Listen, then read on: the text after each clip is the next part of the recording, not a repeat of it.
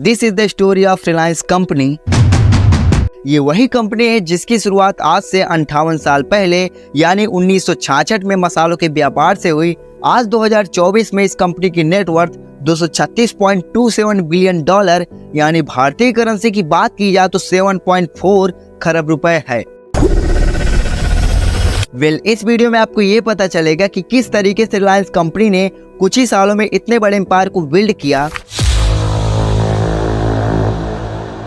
इस कहानी की शुरुआत होती है 1900 में, जब धीरूभाई अंबानी का जन्म 28 दिसंबर 1932 को नूनागढ़ यानी गुजरात के एक साम्यमोद परिवार में हुआ था। कहा जाता है कि ये परिवार बहुत ही आर्थिक तंगियों से गुजर रहा था, जिसके कारण धीरूभाई अंबानी केवल हाई स्कूल तक की पढ़ाई पूरी की। उसके बाद धीरूभाई अंबानी ने अपना पहला उद्योग व्यवसाय सप्ताहांत में गिरनार की पहाड़ियों पर तीर्थ यात्रियों को पकौड़े बेचकर किया, लेकिन एनी रीजन ये व्यापार उतना चला नहीं, जिसके कारण वो 16 वर्ष की आयु में अपने चचेरे भाई चंपकलाल दीवानी के साथ यमन चले गए, जहां उन्होंने अपनी पहली नौकरी एक पेट्रोल पंप पर सहायक के रूप में की। महज उनकी तनख्वाह महीने की 300 रुपए थी। धीरूभाई अंबानी ने अपनी मेहनत और काबिलियत के दम पर 2 साल के उपरांत अवैसी और कंसेल उत्पाद के वितरण बन गए। इसी बीच धीरूभाई अंबानी ने कोकिलाबेन के साथ विवाह किया। उनके 2 बेटे मुकेश अंबानी और अनिल अंबानी, साथ ही 2 बेटियां नीना कोठारी और दीप्ति सलगा ओकार का जन्म हुआ। उन दिनों यमन में चांदी के सिक्कों का प्रचलन था और जब धीरूभाई अंबानी को एहसास हुआ कि इन सिक्कों की चांदी का मूल्य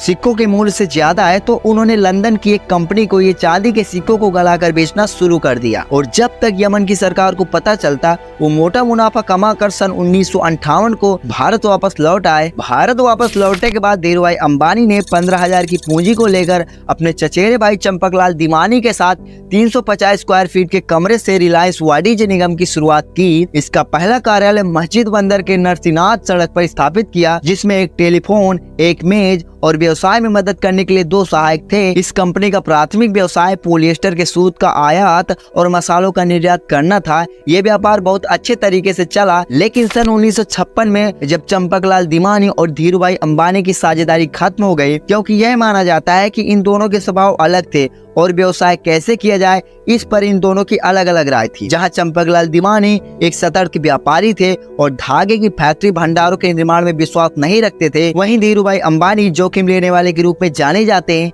उनका मानना ये था कि अगर हम धागे की फैक्ट्री भंडारों का निर्माण करें तो ये व्यापार बहुत अच्छा चल सकता है। इसीलिए 1960 के दशक में धीरूभाई अंबानी ने अहमदाबाद के पुराने कपड़ा उद्योग को चुनौती दी और खुद का कपड़ा उद्योग स्थापित करने का संकल्प लिया। उन्होंने 1966 में अहमदाबाद के नरोड़ा में रिलायंस टेक्सटाइल की शुरुआत की। इसका पहला व्यवसाय वस्त्र के क्षेत्र में था। यह कंपनी पॉलिएस्टर के सूतों का इस्तेमाल करके वस्त्र का निर्माण किया करती। रिलायंस टेक्सटाइल ने विमल ब्रांड के नाम से उच्च गुणवत्ता वाले कपड़े की एक श्रृंखला लॉन्च की, जो पूरे भारत में काफी प्रसिद्ध हुआ। विमल ब्रांड ने रिलायंस टेक्सटाइल को भारतीय घरेलू बाजार में एक प्रमुख स्थान दिलाया। इस ब्रांड के अंतर्गत शर्टिंग, सूटिंग और साड़ी जैसे विभिन्न कपड़े उत्पादित किए गए। रिलायंस ने इस ब्रांड को आम जनता के बीच लोकप्रिय बनाने के लिए अभिनव विपणन तकनीकों का इस्तेमाल किया, जिससे खुदरा विक्रेताओं के माध्यम से सीधे ग्राहकों तक पहुंचाना शामिल था। रिलायंस टेक्सटाइल के क्षेत्र में सफलता के बाद अन्य उद्योगों में भी अपने कदम बढ़ाए। 1977 में कंपनी ने अपना पहला IPO लाकर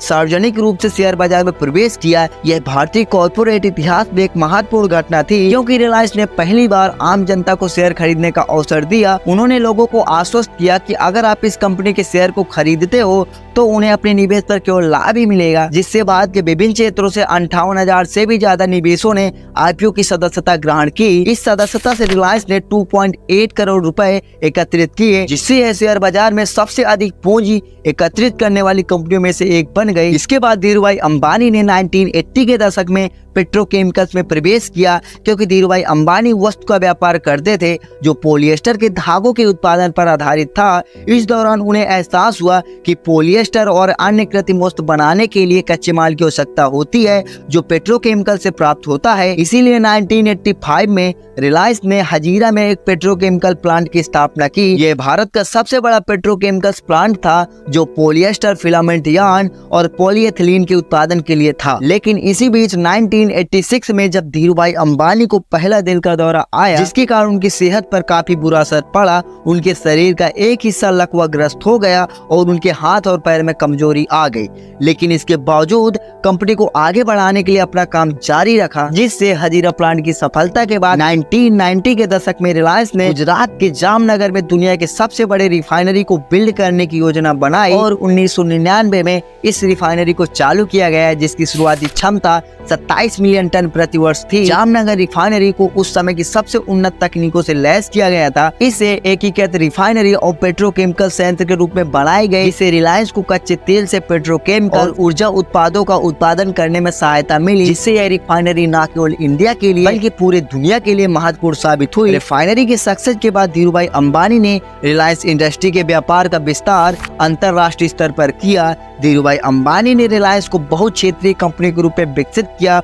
उन्होंने टेलीकॉम, इंफ्रास्ट्रक्चर और रिटेल जैसे क्षेत्रों में निवेश किया, जिसने रिलायंस को विविध व्यापारिक साम्राज्य में बदलने में मदद मिली। लेकिन विशेष रूप से धीरूभाई अंबानी ने 2002 में रिलायंस इंफोकॉम की शुरुआत की, जिसे आज हम रिलायंस जियो के नाम से जानते हैं, जो भारत के दूरसंचार उद्योग में एक बड़ा क्रांतिकारी कदम साबित हुआ। लेकिन 24 जून 2002 जब धीरूभाई अंबानी को दूसरा दिल का दौरा पड़ा, उन्हें तुरंत मुंबई के ब्रिच कैंडी अस्पताल में भर्ती कराए गए। इस दौरान वो 13 दिनों तक कोमा में रहे और डॉक्टरों ने काफी प्रयास किया, लेकिन उनकी सेहत पर कोई सुधार नहीं हुआ, जिससे 6 जुलाई 2002 धीरूभाई अंबानी की मृत्यु हो गई। लेकिन अपनी मृत्यु से पहले धीरूभाई अंबानी ने रिलायंस इंडस्ट्री को petrochemicals, refinery, telecom, retail, polyester जैसे सेक्टर में डाइवर्ट कर दिया। साथ ही धीरूभाई अंबानी ने 62,000 करोड़ रुपए की संपत्ति छोड़ी थी।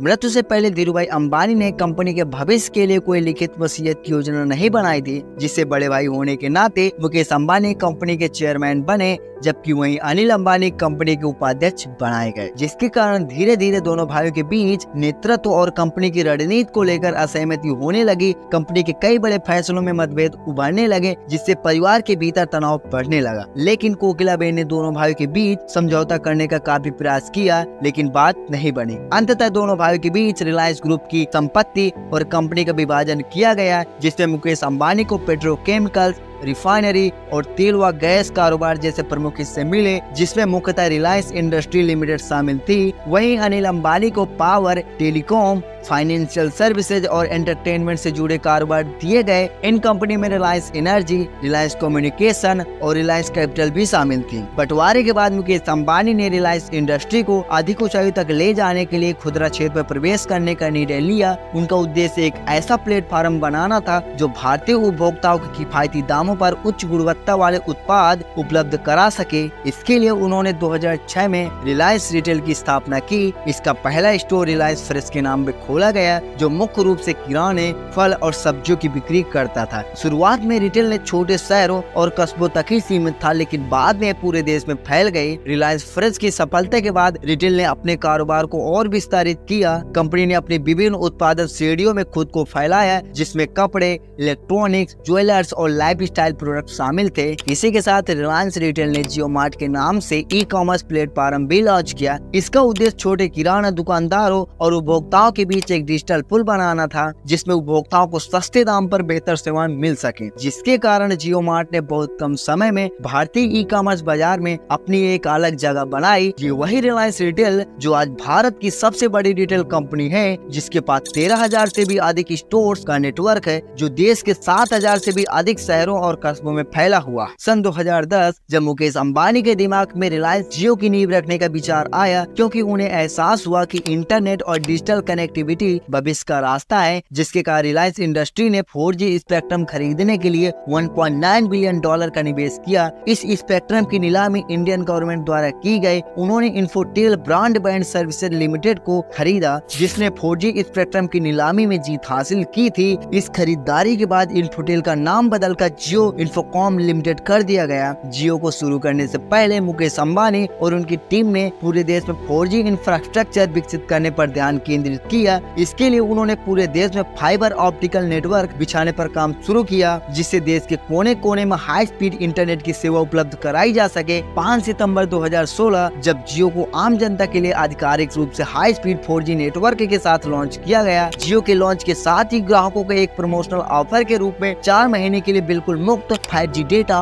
वॉइस कॉलिंग और मैसेजिंग जैसी सेवाएं प्रदान की। इस मुफ्त सेवा की वजह से जियो को तेजी से ग्राहक मिले, जिससे इस ऑफर को बढ़ाकर मार्च 2017 कर दिया गया, जिससे भारत में डेटा का उपयोग तेजी से बढ़ा और जियो ने 6 महीने में 10 करोड़ से अधिक ग्राहकों को अपने साथ जोड़ा, जो एक रिकॉर्ड था और भारत दुनिया का सबसे बड़ा डेटा उपभोक्ता देश बन गया। जियो के लॉन्च के बाद कंपनी ने जियो टीवी, जियो सिनेमा, जियो सावन, जियो न्यूज जैसी कई डिजिटल सेवाओं की शुरुआत की। इन सेवाओं ने जियो को टेलीकॉम कंपनी से आगे बढ़ाकर एक डिजिटल इकोसिस्टम में बदल दिया। इसी के साथ जियो ने 2017 में एक सस्ता 4G जियो फोन लॉन्च किया। यह मुख्य रूप से उन लोगों के लिए बनाया गया था जो एक स्मार्टफोन का उपयोग नहीं कर सकते थे। इसके अलावा जियो ने फ्यूचर टेक्नोलॉजीज जैसे 5G, आर्टिफिशियल इंटेलिजेंस और इंटरनेट ऑफ थिंग्स में भी निवेश करना शुरू कर दिया। जियो के इस विकास में फेसबुक, गूगल जैसी बड़ी कंपनियों ने भी निवेश किया। जियो की सफलता के बाद मुकेश अंबानी ने ग्रीन एनर्जी पर बड़ा दांव लगाया। उन्होंने 2030 तक रिलायंस को नेट जीरो कंपनी बनाने का लक्ष्य रखा। इसका मतलब है कि कंपनी अपनी कार्बन उत्सर्जन को कम करके पूरी तरह से ग्रीन एनर्जी पर निर्भर हो जाए। इसके लिए रिलायंस ने solar energy, hydrogen, fuel, battery जैसी तकनीकों में भी निवेश करना शुरू कर दिया। मुकेश अंबानी ने रिलायंस को डिजिटल,